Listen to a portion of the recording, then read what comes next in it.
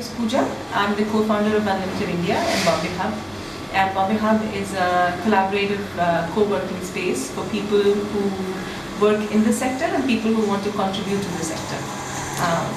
Yeah. And what kind of people actually come here? So all sorts of people. So we have one category of people who are completely involved in the social sector.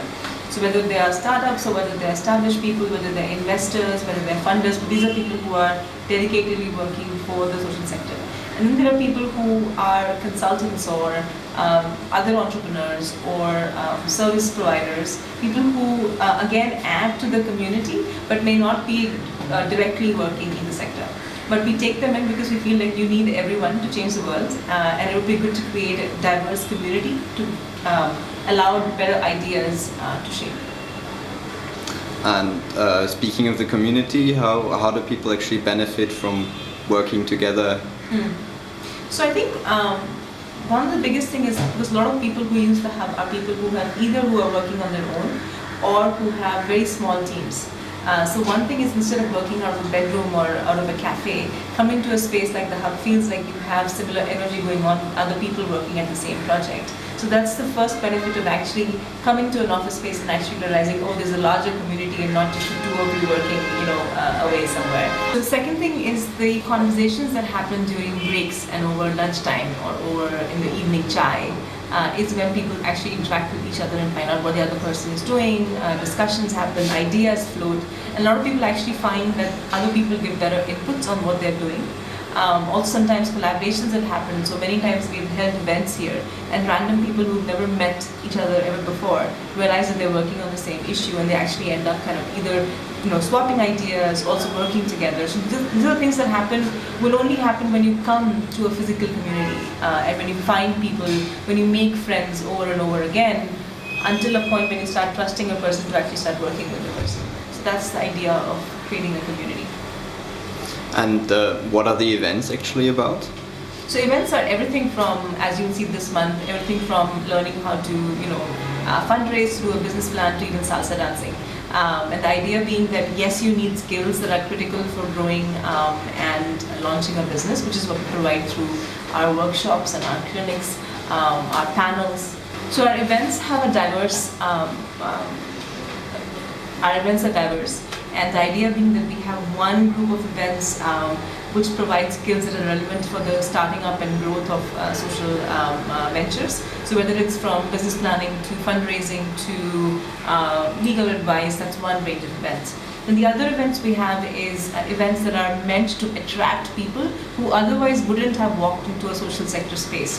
So for example, a grow your own vegetable workshop or a salsa workshop. Basically people who would walk in for they would never walk into a social hub. But once they walk in, they're curious about the same. They want to know what's happening, and they get kind of involved. So we have people who've never even thought of working in the social sector, but just coming at events over and over again have now kind of thought about, okay, how can I volunteer? What can I do? And they're much more actively involved in it. So that's again another side outcome of having a space. Does word of mouth also help to bring people there? That people from the community attract more people again, and it's only word of mouth right now actually. So we did a survey recently, and the majority of our people come through word of mouth. So we've been very bad at our online marketing kind of a presence kind of thing. So most of our community has been people talking about us or having come to our events and then they talk to somebody else like that. So it's mostly been through word of mouth. And the people coming here, is it mostly Indian people or mostly NRIs, mostly foreigners? It's a mix. So foreigners are naturally attracted to this place because quite often they don't have a base here in Bombay while they're visiting, so there's much more chances of them finding the space useful. Indians are mostly people who are either working on their own or are startups. And then of course a lot of NRIs who are working with, let's say, an investment fund or a consulting company, they come and work. But it's a mix. There are days when you will see only expats here, and then there are days where you have a mix, and there are days where there are only Indians. So it depends. It's a good mix. Do you sometimes also feel like there's a clash of cultures or some energy when Western working style and Indian working style come together? Well, I think I haven't seen it visibly kind of go out of hand, but of course there is always there's always due to be some cultural clash, even not just Western and Eastern, even within, somebody who's a regular entrepreneur versus, let's say, a social entrepreneur. But I haven't seen any, so far we haven't experienced any big clash that has actually caused a problem in the community where, people have to kind of, whether it was a fight or, there's never been a conflict of that sort. Which we are lucky about so far. And I think also the space is self-selecting. So only people who are comfortable working in an open space would actually stay. People who are used to private spaces, who don't want to talk to other people, usually kind of leave the space or don't even join the space. So it's kind of self-selecting, so you have like-minded community just, walking in the space. So like intolerant people keep out anyway? Yeah, I mean, we've had few people who leave immediately in a month's time because and I don't want to say they're intolerant, but they don't necessarily want to like chat to people, or they just want to kind of focus on their work and get it done and out, So I think community is kind of self-selecting on its own. So far, we've never had to intervene and say maybe you shouldn't be at the hub, so that's a good thing. Why did, out of all places in the world, did you choose Bombay for this? Well, because I lived here, and so I wouldn't relocate for anything. And Bombay seems to be like a great melting pot for lots of people coming. In India, it's known for its entrepreneurial culture because of a lot of migrants coming in. So it just seemed like the perfect space to kind of pilot a space like this. And Bombay is also kind of open to absorbing new ideas, which is again something that we started a really good place to start. Many of the founding teams So you will also like collaborate with other Indian cities? Yeah. Which cities do you actually have in mind which are like interesting for co-working? I think wherever there's co-working spaces, we would love to have them. So it would be nice, for example, anybody who's traveling across India or across the world, for them to have almost like a wiki which tells them all the co-working spaces around the world. Not necessarily just social, but any co-working space around the world. So I think that would be a huge, given that the population that's traveling and working is increasing a lot. So that would be a huge resource, just something like an online resource that tells people, right, you are in Austria today and here is the list of all the co-working spaces, but tomorrow you are in, I don't know, somewhere in Bangladesh, this is where, all the co-working spaces are. So we would love to kind of find and put them together on one kind of site somewhere. It would be nice. If people would like to set up their own co-working space, what would they actually need to do? So first thing is to build a community. Because I think finally a co-working space is all about the people who work there, and the co-working space needs to fulfill the requirements or the needs of that community. So the first thing I would say is, if you're interested in creating a co-working space, go find 10 people who you think would sit out of that space and actually create the space with them, because what they need is what will be your role in the future. So my first advice would be go find that community. And even if it's, I know of co-working spaces that have started, like example, the phenomenon called Jelly in the US, which is now a global phenomenon, started out of somebody opening up their personal houses for one day a month or one day a week, saying, come and bring your computers and I will provide the internet. And that's a great way to start. So if you don't have a space yet, don't wait. Just pick a cafe, pick your house, pick a friend's house, and just start like a co-working day. And then I think once you have the community, you will know the demand, you will know what they need, and then you will, everything else will fall in place. What is this Jelly about? It's a co-working phenomenon. So this guy, an entrepreneur called Amit, I think, in New York or San Francisco, was tired of working on his own. So he opened his house, I think, once a day every month or something, and invited people to bring their computers, and he would provide the tea, coffee, and internet. And now it's become like a worldwide phenomenon. People host free jellies. So the hub here hosted a jelly week or a jelly day last week, where it was anybody could walk in and use the hub for free.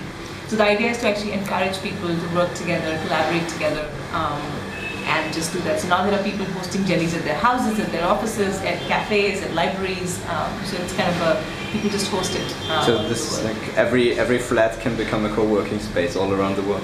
Every flat, every cafe. It's all about, can you create a space that people can actually come together and work, even if it's for a few hours. And then what happens? And the idea being, if you bring people together, magic happens. That's the kind of the key principle behind it. I talked to one guy in Bangalore, and he was quite cynical. Like he was also living in the co-working space, but he actually said like, oh, I've seen this happening in the 60s and 70s already. The hippies wanted to change the world. Yeah. So How do you react to cynical statements like this?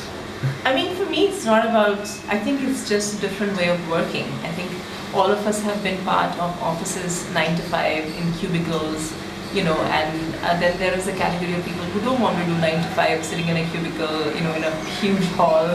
It's kind of ridiculous. You forget, you know, you're different from the other person sitting next to you. So there's nothing about changing the world or not. It's just a different working style. I would rather work with a community of people. It doesn't matter if it doesn't change the world or not. It's more about I would like to change the way I view my working community, and that I think is possible. There's nothing cynical about that. Then if people want to actually then do want to work on their own and not chat with other people, they just plug in their earphones, or then they should not go work. They should go work out of their bedrooms, or they should work out of their office somewhere. But I think co-working is, so I think the idea that people have that co-working is you come to a space and you will continuously talk to people is wrong, because then there's your work won't get done, right?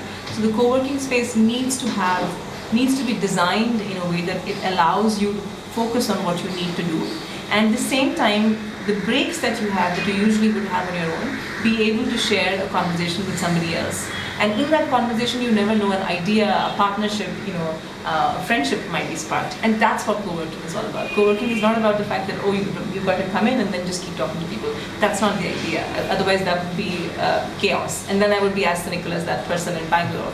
But co-working is just about the belief that when people work in a physical space together, the ideas that come out of it are much better, because they're not just one thought of an idea. It's different people with different inputs, and the ideas that come out are much better than the usual ideas. That's the whole idea. And also the fact that when you're sitting on your own, and let's say if you're sitting in the hub and you need a website designer, and I'm giving you a very stupid example, but you need a website designer, you can ask the person immediately saying, hey, do you know a website designer? And maybe the designer is right at the hub.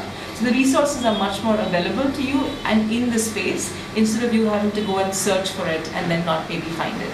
So even the pace at which your project will grow is much faster than when you would work on your own in your office.